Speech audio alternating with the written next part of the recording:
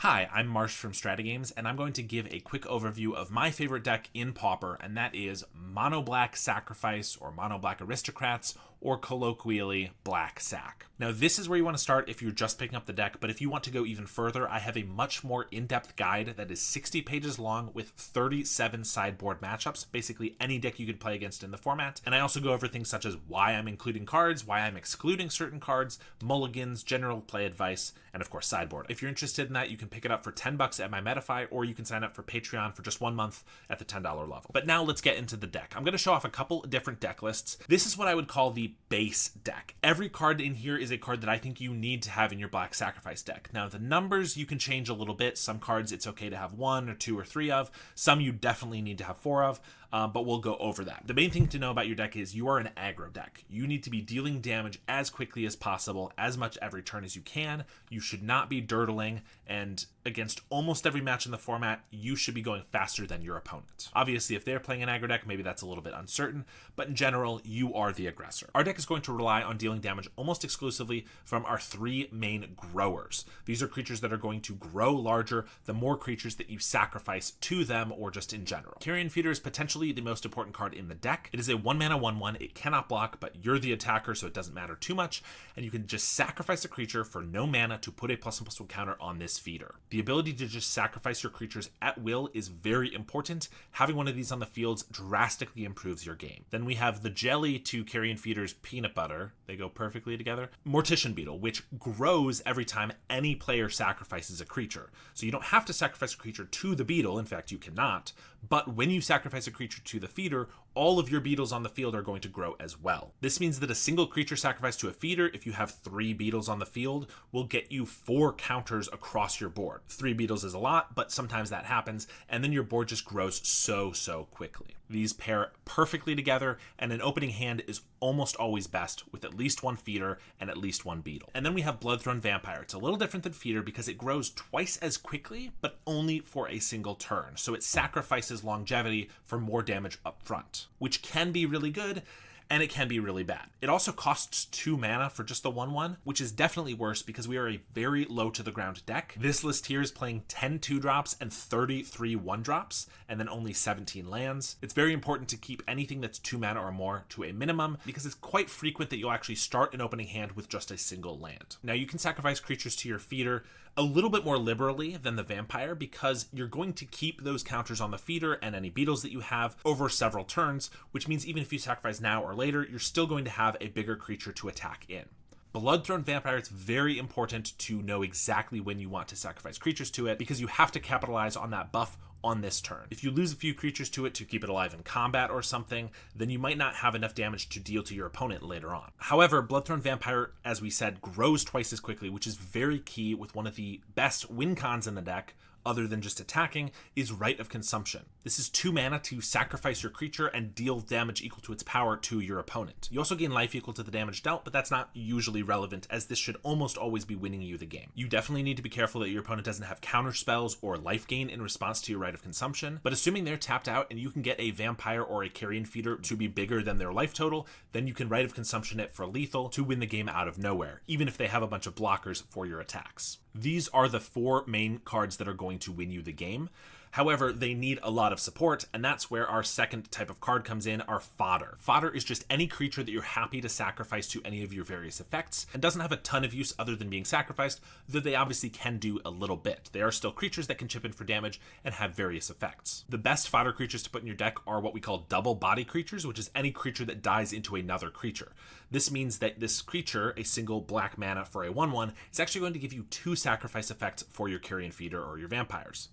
Infestation Sage dies into a second body, a 1/1 flyer, and then can be sacrificed again. Nezumi Linkbreaker does just about the same thing, but instead of making a 1/1 flyer, it actually makes a 1/1 mercenary that can pump any of your other creatures at sorcery speed. This can be quite beneficial because you can pump a flyer from your Sage to chip in for a little bit of extra damage. You could pump one of your growers to add an extra damage to it, especially powerful when you then sacrifice that creature to Rite of Consumption. And probably the best way to use the mercenary is to combo it with our next double body fodder creature, which is Nested Shambler. This is a double body creature, but it can actually be a triple or quadruple or even more body creature, because when it dies, you make squirrels equal to its power, not just one. Now, the squirrels do enter tapped, which is very important because often you'll be chump blocking with your fodder to keep your life total high while you're attacking with your growers, and this making tapped squirrels means you're not able to chump with those creatures. But the trade-off is absolutely worth it because you can make so many more squirrels than just one. You can pump it with your mercenaries to be able to make 2 or 3 if you have a couple of mercenaries.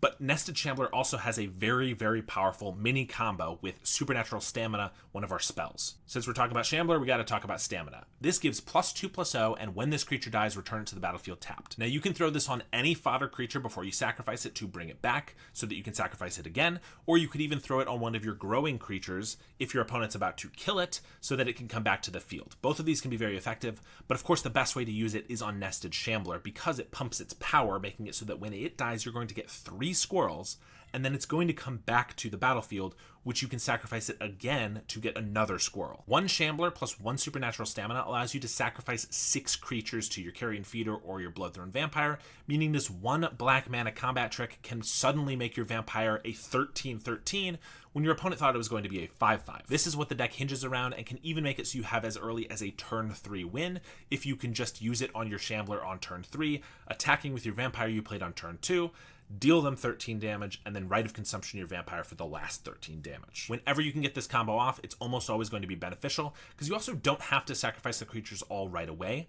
You can also just sacrifice the Shambler once, and then you still have 3 squirrels and a Shambler you can sacrifice later that are also now 4 1/1s that can attack in for quite a bit of damage. Our last fodder that is not quite as important, and it's not a double body creature, but I still think is very important to have at least 1 or 2 of in any deck, is Shambling Ghast. This is very effective because it has 2 different modes. The most important one is giving a creature -1/-1. This is really key against some of our tougher matchups, fairies and elves, but is also absolutely crucial to use against a Krark Clan Shaman that your opponent may be trying to give Death Touch to wipe all of your enormous creatures. If it has Death Touch, it's going to wipe our whole board, and there's nothing we can really do about it.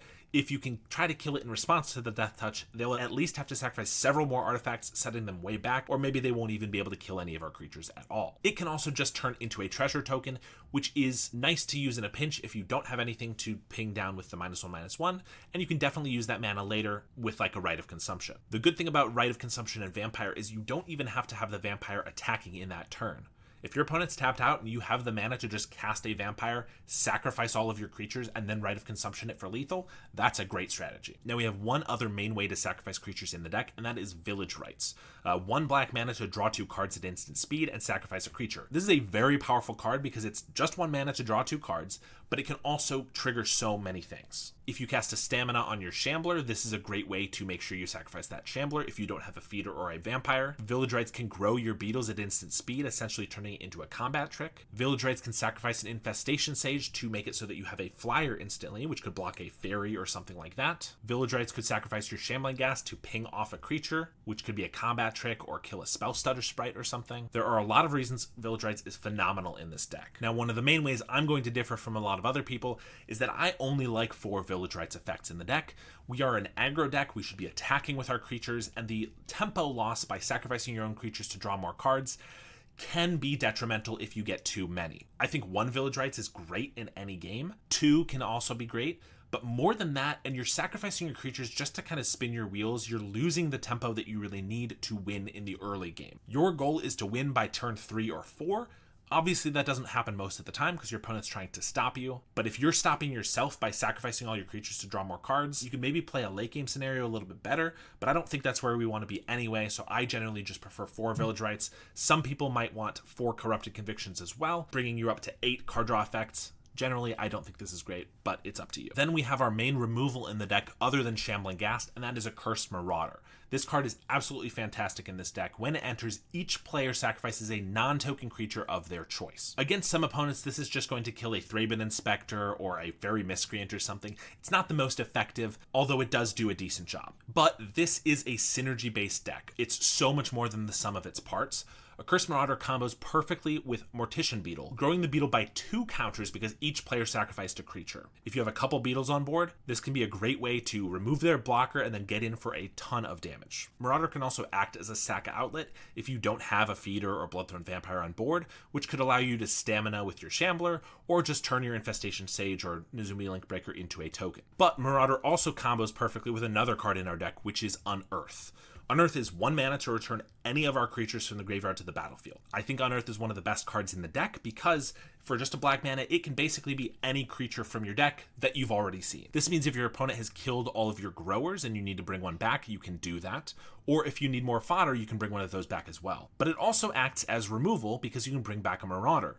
You can play a Marauder, sacrifice it to itself, its own ability, and then you can unearth it right away, making it so that you can turn these 2 cards into 2 removal spells. So if your opponent was able to keep their best creature from the Marauder the first time, you can make sure to take it out the second time. Those are the cards in our main deck. Now in our sideboard, we also have a bunch of cards that I think should be in every single sideboard, but again, numbers are a little bit up to you. The first one is Mesmeric Fiend. This I do think should be a 4 of in basically every single list because it just works so darn well in the deck. Mesmeric Fiend enters and targets your opponent. They reveal their hand and you choose a non-land card from it and exile it. And then when this creature leaves the battlefield, they get the card back to their hand. However, those are 2 separate abilities that can trigger independently, which means when you cast Mesmeric Fiend, it enters the battlefield, tries to take a card from their hand.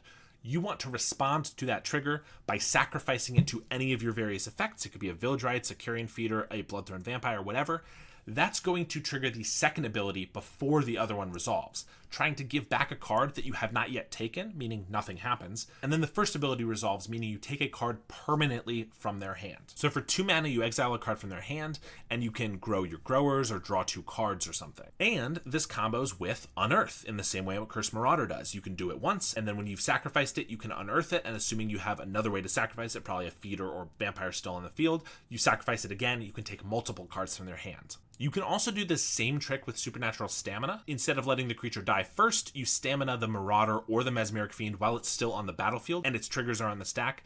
Then you sacrifice it, stamina is going to bring it back to the field, and you're going to trigger again. Then you're going to walk through those 2 triggered effects. The important thing with this is you're going to double up on a Cursed Marauder triggers, which means you're going to have to sacrifice at least 2 non-token creatures. If your only non-token creatures are a Marauder and any of your growers, you're going to lose one of those. So you don't want to do this unless you have more fodder to sacrifice to them. Mesmeric Fiend is definitely the best hand attack we could be playing. For removal, Tragic Slip is your best bet. Snuff Out is of course a great card and totally free to destroy any creature. Tragic Slip is only 1 mana. Almost always it's going to kill any creature as well because it's going to give -13/-13. The big reason you want Tragic Slip over Snuff Out is that Mono Red Madness is one of the scary decks in the format, and we want to have single target removal to destroy their Gutter Snipe or their Kessig Flamebreather. And if we have to Snuff Out and lose 4 life to cast that, that's going to put us a long way towards dying. So Tragic Slip is the removal of choice beyond a Cursed Marauder. For Graveyard Hate, I like Rotten Reunion. Some people like Fairy Macabre because it's entirely free, and I think there's a lot of merit to that, especially with Spy Combo running around. But Spy Combo plays Mesmeric Fiends of their own to try to take the card from your hand, and if you play a Fairy Macabre, they can do just that.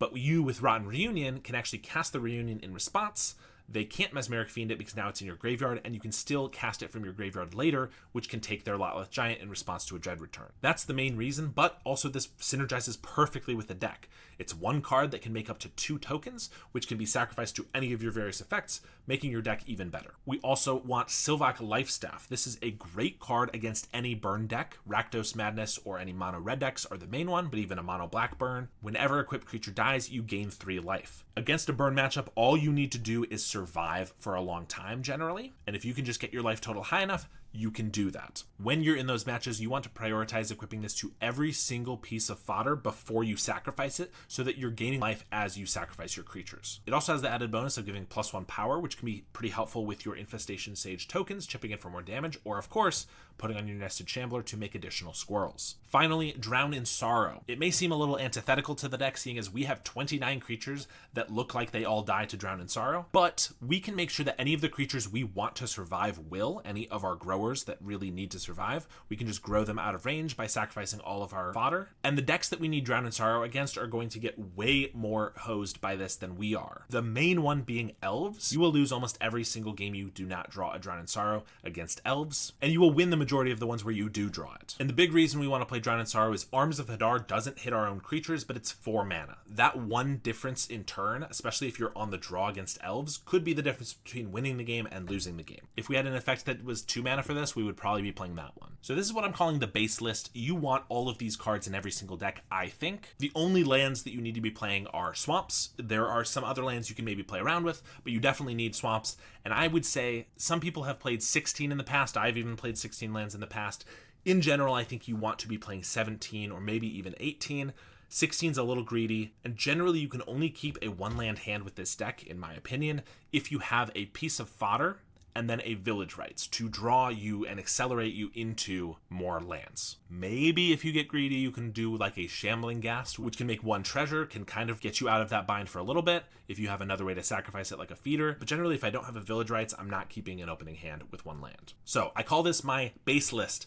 I don't call it the stock list. I think some people might disagree with me on this, and that's totally fine. My stock list is different because I think this is not the best deck you can be playing. And to me, the stock list is the best deck you can be playing. And in my opinion, this is a fine start, but there are some one-ofs and some different things that I like to include in my decks that I think gives me a little bit of an edge, especially on MTGO where everything's a little more competitive than at your local FNM. So this is my stock list. This is the deck that my guide was written about, although all of the cards in my base list are in the guide, so you can also just apply it to that deck as well. The main differences are the numbers of cards that I've replaced with some other cards. I only have 2 Marauder, 2 Rite of Consumption, 3 Stamina, 2 Unearth. That makes room for 4 new cards, and these are the ones that I've included. 2 Sadistic Glee. This is another grower, although it's not a creature in its own right. You put it onto any creature, and then that creature grows every time you sacrifice a creature, or anytime any creature dies at all. If your opponent has a creature that dies by blocking, or your creature gets cast down or whatever, they're going to grow as well. Sadistically can be really effective to put on your flying insect so that you can have a large flyer. It can go on your nested Shambler as another way to grow it. If you put it on your Shambler and then you sacrifice 3 fodder creatures, your Shambler gets 3 counters. Then you sacrifice the Shambler and you make 4 more squirrels, and then you can sacrifice those. You can go absolutely crazy, which is why I like Glee in the deck. But you can also just put it on one of your growers to make it grow twice as quickly, or 1.5 times as quickly with Bloodthorn Vampire, which can be a really effective way to get big enough to Rite of Consumption your opponent for lethal. But of course you can get 2 for 1 since this is an aura. Your opponent can kill the creature in response or just later on, and maybe you don't get any additional value out of it. But when you're often throwing it on a piece of fodder that's only really half a card anyway, you're not really getting 2 for 1, it's more like 1.5 for 1. I think the risk is definitely worth it. Another card I included because of this is Wedding Invitation. I'm doing this over one of my 3 Rites of Consumption because this can make it so a creature is unblockable for the turn. We have enormous creatures, and Rite of Consumption can just throw our creature at our opponent, but we have no way to give trample or anything, so we can definitely get stopped by a lot of chump blockers, and this is a way that I can get around that. Now, in general, I think Rite of Consumption is a better card than Wedding Invitation, but if you have 2 Rites of Consumption in your hand, then you are generally not able to use them both effectively. Maybe you have a beetle and a vampire. You can sacrifice and grow the vampire to 12 damage and throw that at your opponent, and then your beetle can do the last 6 or something. But often you have 2 Rites of Consumption and you only have 1 creature that you actually want to sacrifice to it. My way to get around that is Wedding Invitation, which can give unblockable to your vampire, so you can attack for 10 or 12 damage, and then you can sacrifice it to the Rite of Consumption to finish them off. Just like Rite of Consumption, this has a line about gaining life. Gains lifelink if it's a vampire. We do have a vampire. Again, generally, I don't think that's something you need to worry about. You're almost always using this to win the game, not usually to gain life. I also like it because it cantrips, and when you don't have a creature to use it on, unlike a Rite of Consumption that just sits in your hand, this can at least turn into a new card. And then I also am playing a Sylvok Lifestaff in my main deck. I think that not having this in your main deck makes it very hard to win against red a lot of times, and I've found that having it as a silver bullet in the main deck can just be very effective. Then for my sideboard, I'm still playing some Rotten Reunions, Tragic Slips, Mesmeric Fiends, Drown in Sorrow, and another Lifestaff, but I'm also playing Plagued Rusalka, which is another way to sacrifice your creatures and can ping off several other little creatures. This is a great card against fairies or white weenie, anything that's going to have a lot of creatures going wide, and also against elves, another one that we can kind of struggle with. This basically takes the place of the 3rd Drown in Sorrow Sorrow, but I just like it because it can also be very effective at pinging off a Croak Clan Shaman, again in response to Death Touch, just another way that we can try to keep our opponent from wiping our board. Since I'm only playing 2 Accursed Marauders in my main deck, I have a third one in my sideboard here, and then I only have 2 Rotten Reunions, so I'm playing a little bit more graveyard hate. Crypt Incursion could just beat your Dredge or Spy Plan opponent instantly, but because it gains you so much life, and we have so many creatures to put into our graveyard, this can be an effective card against any burn deck as well. Even if you're playing against something like Rakdos Madness that doesn't have that many creatures of their own, we will often put 5 to 7 creatures in our own graveyard, making it so that Crypt Incursion can gain a bunch of life by targeting ourselves. Spellbomb is another graveyard hate piece. Generally, I don't like more than one because usually the decks that this really hoses, Dredge and Spy, are the decks that have so much artifact hate in Ancient Grudge and Masked Vandal, but it is probably the best card against something like Terror that you just want to keep their graveyard clear in the early game. Finally, I'm playing one of Spinning Darkness in place of one of my Tragic Slips. Basically, for the reason I mentioned before, Tragic Slip is really effective against red burn. Spinning Darkness is even better than Tragic Slip against burn because it's free instead of 1 mana, and also it gains us 3 life. There's a very minor non-bow here because you do have some cards that care about your graveyard in Unearth or a Crypt Incursion from the sideboard, but generally the cost is not something to worry about, and the effect is very powerful. So this is what I call the stock list because this is the deck that I've found has the best matchup against the majority of decks. Maybe it's a little worse in some areas, but every single time I change something with this list, I generally find that I prefer it this way. The last deck I want to show you is based off of Perigee Beckoner, a new card from Edge of Eternities that has added an infinite combo potential to the Black Sac deck. Perigee Beckoner basically says when it enters the battlefield, you get a supernatural stamina effect onto another creature, +2/+0, and when it dies, it comes back. But Perigee Beckoner itself is a creature and it can warp for 2 mana, which means if you warp one of these into the battlefield, target whatever with it, and then you warp a second one into the battlefield, target the first one with it, you sacrifice that, it will come back to the battlefield, target the second one, which will then get that ability, then you sacrifice that, and you can loop them forever. This means with 2 Perigee Beckoners and 1 Carrion Feeder, you can have an infinitely sized creature that you can then attack your opponent with and win the game. You can also, of course, do this with Bloodthorn Vampire, and if you have some beetles and multiple vampires or feeders on the field, every single one of those can be infinitely sized, so your opponent needs a blocker for every single one of them. This sounds good in theory. The problem is that you need 2 of the 4 Beckoners in your 60-card deck. I go over all the math of this in my written guide,